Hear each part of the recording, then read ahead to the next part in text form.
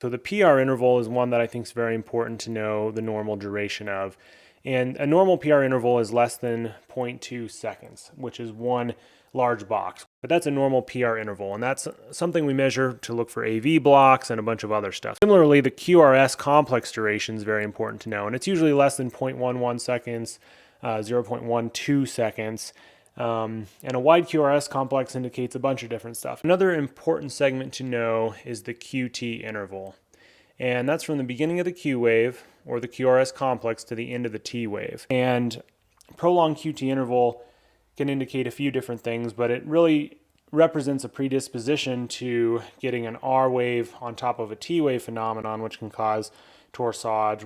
But it's important to note that because you don't want to give certain medications that can further prolong the QT interval. Another way to get a rough estimate of the QT interval is it should be less than half of the R to R segment. So that's kind of a way to get a rough estimate because it is a difficult thing to measure a lot of times. It's the very end of the QRS complex. It's the beginning of the ST segment, and it's where we care about measuring for ST elevation, which we'll get into later. But that's the last big point on this slide that I want to reiterate.